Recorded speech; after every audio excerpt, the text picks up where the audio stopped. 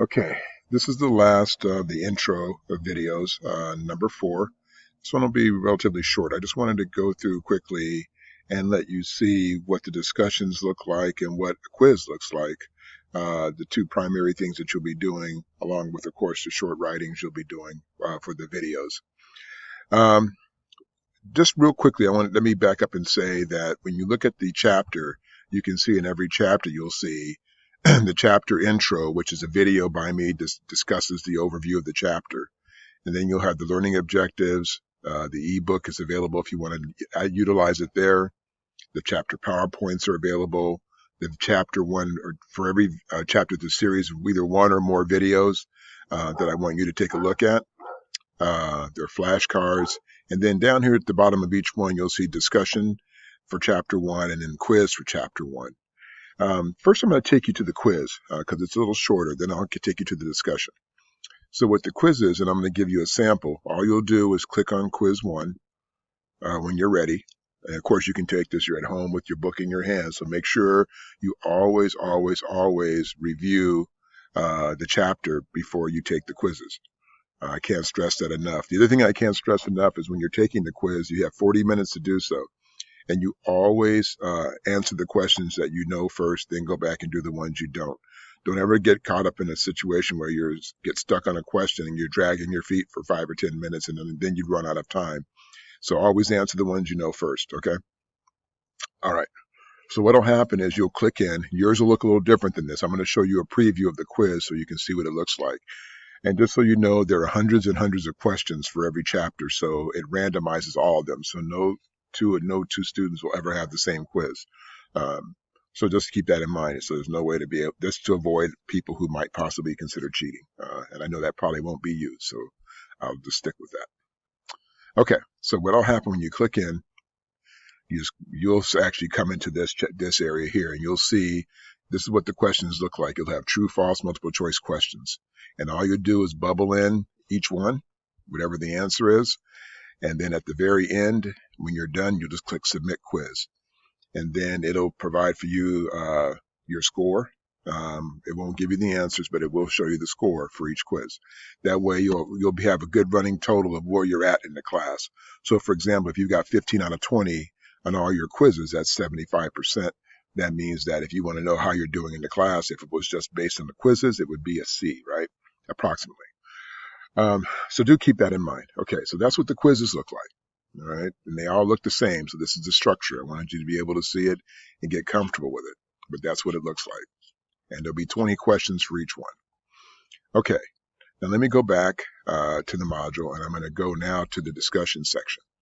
These are probably the most important because this is where you get to be able to dialogue and discuss what happened in the chapter. And what I do is I take a question from each chapter and I pose a question, and then I want you to respond to it. So for example, when you click on chapter 1 discussion, and I'm going to give you a different sample, but I'm going to show you, you'll go in, it'll tell you some information.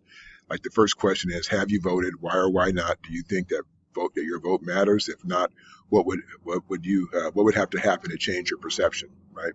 And then you have to answer that question. But I'll give you another example that I want you to see just to show you how this works for me. So this is from a previous semester, but the question that was posed was, what were the intended differences that the framers devised in separating legislative representation between the House and the Senate?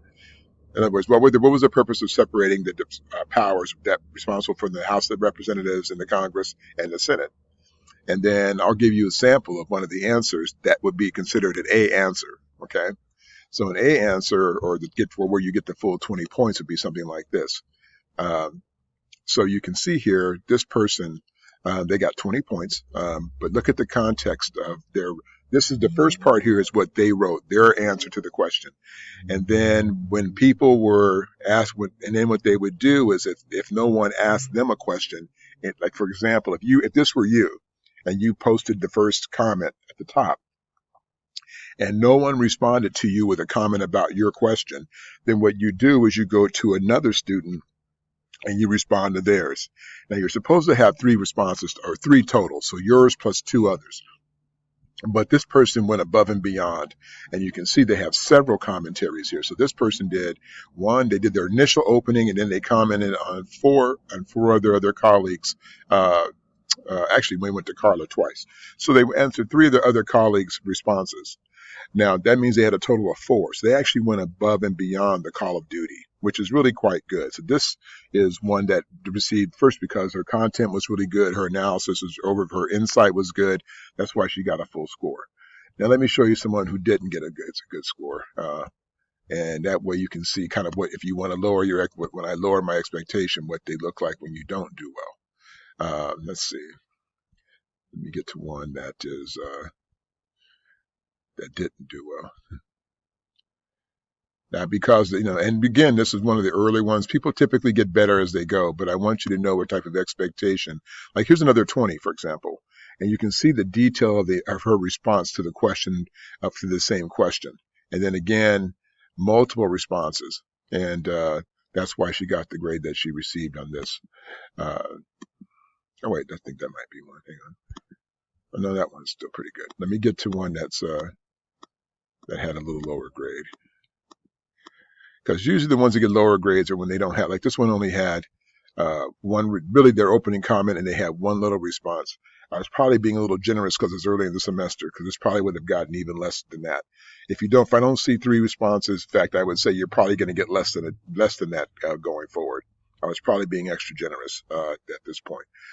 This is probably somebody who normally get probably somewhere around an 8, 7, or 8, because they really didn't do any of the responses. Okay. So just keep that in mind. That's what the expectation is in terms of quality of work.